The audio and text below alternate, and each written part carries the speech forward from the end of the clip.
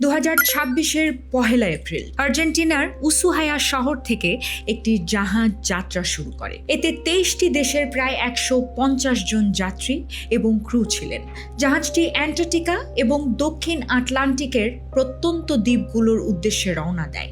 শুরুতে সব ঠিকঠাক ছিল, মানুষ একে অপরের সাথে সময় কাটাচ্ছিল, দেখা করছিল এবং পার্টি উপভোগ করছিল। কিন্তু এই যাত্রীদের মধ্যে কারো ধারণাই ছিল না যে এই ট্রিপটি একটি দুঃস্বপ্নে পরিণত হতে যাচ্ছে। হ্যালো এভরিওয়ান, ওয়েলকাম করছি অন বোর্ড উইথ ছেত্রীর আরেকটি নতুন এপিসোডে। চলুন তাহলে দেরি না করে শুরু করা যাক।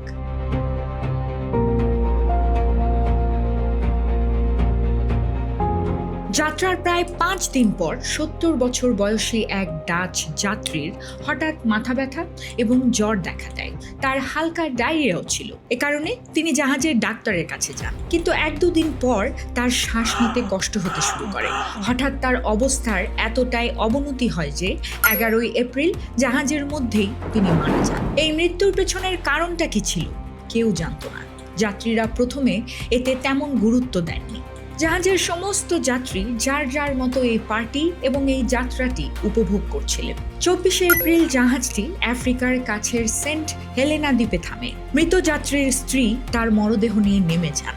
এরপর ওই নারী দক্ষিণ আফ্রিকায় যান। 25 এপ্রিল তার দক্ষিণ আফ্রিকা থেকে আমস্টারডামে ফ্লাইটে ওঠার কথা ছিল, কিন্তু হঠাৎ তিনি এতটাই অসুস্থ হয়ে পড়েন যে তাকে ফ্লাইট থেকে নামিয়ে নেওয়া হয়। তিনি বিমানবন্দরেই লুটিয়ে পড়েন এবং 26 এপ্রিল মারা যান। এদিকে জাহাজের অন্য লোকজনও অসুস্থ হতে শুরু করে।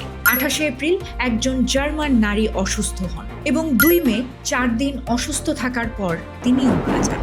এবারও কেউ বুঝতে পারছিল না কেন জাহাজের যাত্রীরা একে একে মারা যাচ্ছে। 2 মে WHO-কে এই সংকট সম্পর্কে জানানো হয়। এরপর স্যাম্পল দিয়ে টেস্ট করানো হয়। তারপর এলো রিপোর্টের পালা। রিপোর্টে আসলো হান্টা ভাইরাসের নাম। এটি সেই প্রাণঘাতী হান্টা ভাইরাস যার কোনো ভ্যাকসিন নেই, কোনো প্রতিকার নেই এবং এর মৃত্যুর হার এতটাই বেশি যে এটি আক্রান্তদের মধ্যে অর্ধেককেই মেরে ফেলতে পারে। বন্ধুরা, আজ এই ভাইরাসটি একটি জাহাজে ছড়িয়ে পড়েছে যা অনেক দিন ধরে সমুদ্রে আটকা পড়ে আছে। সারা বিশ্বে এটা নিয়ে হেডলাইন হচ্ছে, আর কোনো দেশই চাচ্ছে না যে এই জাহাজ তাদের দেশে নোঙ্গর করুক। এখানে সবচেয়ে ভীতিজনক বিষয় হলো হান্টা ভাইরাস কোনো নতুন ভাইরাস নয়। বিজ্ঞানীরা প্রায় 70 বছর ধরে এটার সম্পর্কে জানেন। 1950-এর দশকে কোরিয়ান যুদ্ধের সময় এটি প্রথম সামনে আসে, যখন হাজার হাজার সৈন্য অসুস্থ হয়ে পড়েছিল, কিন্তু আজও এর কোনো প্রতিকার পাওয়া যায়নি। হান্টা ভাইরাস কোনো একক ভাইরাস নয়, এটি ভাইরাসের একটি পরিবার। এটি ইঁদুরের মধ্যে পাওয়া যায় এবং সেখান থেকেই ছড়ায়। আলাদা আলাদা হান্টা ভাইরাস আলাদা আলাদা ইঁদুরের মধ্যে পাওয়া যায়। বন্ধুরা, মানুষ এই ভাইরাস থেকে 2 ধরনের রোগে আক্রান্ত হতে পারে। নাম্বার 1 হলো HFRS, hemorrhagic fever with renal syndrome. এটি এশিয়া এবং ইউরোপে বেশি দেখা যায়। এটি কিডনি ফেলিয়ার এবং শরীরে অভ্যন্তরীণ রক্তপাত ঘটায়। নাম্বার 2 হলো HPS, হান্টাভাইরাস পালমোনারি সিনড্রোম। এটি উত্তর ও দক্ষিণ আমেরিকায় ছড়ায়। এটি ফুসফুসে তরল জমা করে এবং মানুষ এতে শ্বাসরোধ হয়ে মারাও যায়। এর মৃত্যুর হার প্রায় 50%। আর এখানে সবচেয়ে দুঃখজনক ও দুশ্চিন্তার বিষয় হচ্ছে এখন পর্যন্ত WHO এবং FAO এই ভাইরাসের কোনো ভ্যাকসিন বের করতে পারেনি। আর ভ্যাকসিন তো দূরের কথা, প্রুভেন অ্যান্টিভাইরাল ট্রিটমেন্টও আবিষ্কার হয়নি এখনো। যদি আপনি অসুস্থ হয়ে যান তাহলে জাস্ট ডক্টরের সাপোর্টিভ কেয়ার পাবেন, এতে সাময়িক রিলিফ পাবেন, কিন্তু এই রোগের সাথে আলটিমেট লড়াইটা আপনার ইমিউনিটি সিস্টেমকেই করতে হবে। এই ভাইরাস সম্পর্কে সর্বপ্রথম জানা যায় 1950 সালে কোরিয়ান ওয়ার চলাকালীন সময়ে। এই ওয়ারে আমেরিকান সোলজার সাউথ কোরিয়ার সাথে যুদ্ধ করছিল, আর হঠাৎ করেই 3000-এর বেশি সৈনিক এক অদ্ভুত রোগে আক্রান্ত হয়। প্রথমে প্রচণ্ড জ্বর, মাথা ব্যথা, বমি, আর এরপরই কিডনি কাজ করা বন্ধ করে দিল। প্রায় 15% সোলজার এই রোগে মারা গিয়েছিল। ডাক্তাররা একে কোরিয়ান হেমোরেজিক ফিভার নাম দেয়। 1980 সালের দিকে দক্ষিণ কোরিয়ার একজন ভাইরাস বিশেষজ্ঞ ডক্টর হো ওয়াংলি আইডেন্টিফাই করে জানান এই রোগটি ইঁদুরের মাধ্যমে ছড়ায় এবং কোরিয়ার হান্টার নদীর নামানুসারে এর নাম রাখা হয় হান্টা ভাইরাস। 1993 সালে আমেরিকার নাবাহো নেশনে এক রহস্যময় প্রাদুর্ভাবে 10 জন আমেরিকান ইন্ডিয়ান ট্রাইব জাস্ট কিছু সপ্তাহের মাঝেই মারা যান। প্রথমে ফ্লুর মতো ফিভার, এরপর হঠাৎ করেই ফুসফুসে ফ্লুইড জমে যাওয়া, আর এরপর মৃত্যুর হার বেড়ে দাঁড়িয়েছিল 75%। প্রতি 4 জনের মধ্যে 3 জন মারা যাচ্ছিল। অনেক চেষ্টা করার পরেও সায়েন্টিস্টরা এই রোগের কোনো কারণ জানতে পারল না। নাবাহো আদিবাসীদের ওরাল হিস্ট্রিতে এ ব্যাপারে আগে থেকেই রেকর্ড আছে। তাদের হিস্ট্রি অনুযায়ী যখন প্রচুর বৃষ্টি হয় তখন পিনিয়ন পাইন বাদাম বেশি উৎপন্ন হয়, আর এই বাদাম ইঁদুরের খাবার। এই বাদাম খেয়েই ইঁদুরের সংখ্যা বেড়ে যায় এবং ইঁদুরের আধিক্যই এই রোগ ছড়ায়। সায়েন্টিস্টদের জন্য এই তথ্য খুব কাজের ছিল তখন।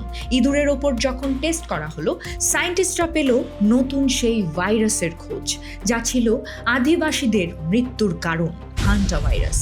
1991 ও 1992-তে আমেরিকার নাবাহো নেশনে এল নিনোর প্রভাবে প্রচুর বৃষ্টি হয়েছিল। এর ফলে পিনিয়ন পাইন বাদামের ফলন সেখানে বেশি হয়েছিল। ফলস্বরূপ ইঁদুরের সংখ্যার বিস্ফোরণ ঘটে রীতিমতো। আর ইঁদুরের সংখ্যা যত বেশি, ততই মানুষের সংস্পর্শে এদের আসার চান্স বেশি, আর এভাবেই রোগের বিস্তার ঘটেছিল। দীর্ঘ সময় ধরে সায়েন্টিস্টরা মনে করছিল যে ইন্ডিয়ায় এই ভাইরাস নেই, কিন্তু ভারতে 2005 থেকে 2008 সালের মধ্যে তামিলনাড়ুর ভেলোরে হান্টা ভাইরাস সংক্রান্ত 28টি কেস পাওয়া গিয়েছিল।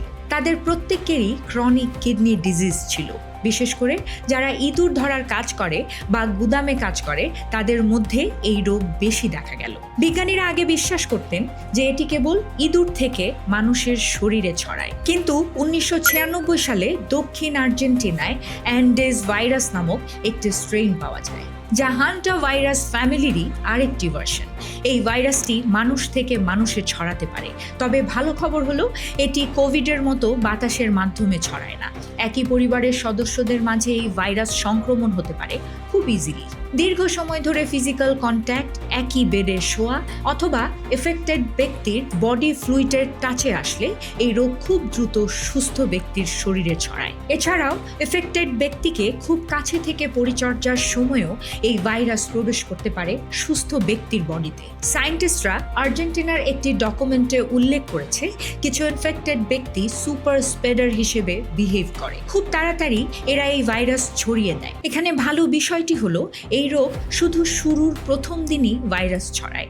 এর মানে এই রোগে ভাইরাস ছাড়ার সময়টুকু খুব কম, অর্থাৎ এই ভাইরাসের সংক্রমণকাল খুব সংক্ষিপ্ত। আর্জেন্টিনার উসুহায়া শহর থেকে রওনা দেয়া জাহাজটির যাত্রীদের মৃত্যুও সেই অ্যান্ডেজ স্ট্রেইন থেকেই ঘটেছে। কিন্তু প্রশ্ন হলো, ওই জাহাজে এই ভাইরাস কিভাবে আসলো? তথ্যমতে 2026 সালের মার্চ মাসে এক ডাচ দম্পতি উসুহায়া থেকে পাখি দেখার জন্য সফরে গিয়েছিল একটি ডাম্পিং ইয়ার্ডে, যেখানে অনেক ইঁদুর ছিল।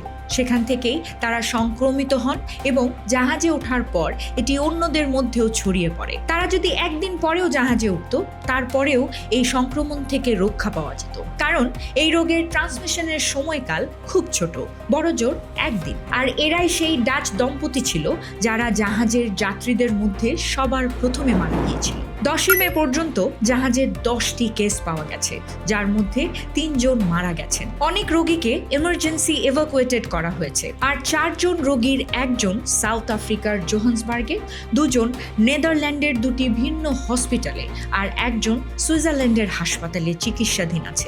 অনেকদিন পর্যন্ত জাহাজটি ওয়েস্ট আফ্রিকার উপকূল কেপ ভার্ডে অপেক্ষা করছিল, কিন্তু দেশটি জাহাজটিকে এখানে ডক করার অনুমতি দেয়নি। পরবর্তীতে স্পেন জাহাজটিকে ক্যানারি দ্বীপে ডক করার অনুমতি দিয়েছে। এই দ্বীপে জাহাজকে এভাকুয়েট করা হচ্ছে এবং প্যাসেঞ্জারদেরও টেস্ট করা হচ্ছে।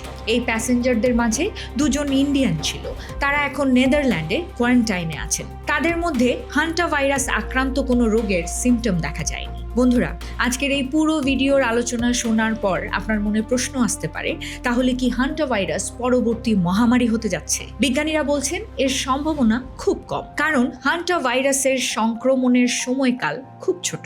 মাত্র 1 দিন, এবং এটি বাতাসে ছড়ায় না। WHO মতে এই রোগ মহামারী আকার ধারণ করার সম্ভাবনা খুব কম, কিন্তু এতে মৃত্যুর হার অনেক বেশি। আর এই রোগের সংক্রমণ জড়িত এল নিনোর সাথে। এই বছর এল নিনো আসার সম্ভাবনা একটু বেশি আছে। তাহলে প্রশ্ন আসে, কিভাবে এই রোগ থেকে নিজেকে রক্ষা করা যায়? আপনার বাসার সেই সমস্ত জায়গাগুলো সিল করে দিন যে জায়গা দিয়ে ইঁদুর ঢোকার চান্স আছে। যদি এমন কোনো জায়গায় যান বা যেতে হয় যেখানে ইঁদুর থাকে, যেমন স্টোর রুম বা গুদাম ঘর, তবে N95 মাস্ক এবং গ্লাভস পরুন। খাবার খোলা রাখবেন না এবং স্বাস্থ্যবিধি মেনে চলুন। আর কোথাও ইঁদুরের ড্রপিং দেখলে সতর্ক হয়ে যান। যে যে জিনিস ইঁদুরকে অ্যাট্রাক্ট করতে পারে তা যত দ্রুত সম্ভব বাসা থেকে সরিয়ে ফেলুন। বন্ধুরা, হান্টাভাইরাস একটি নীরব হুমকি। যখন অনেক মানুষ মারা যায় ঠিক তখনই খবর আসে, কিন্তু সত্য হলো এটি কয়েক দশক ধরে নীরবে মানুষকে সংক্রমিত করছে।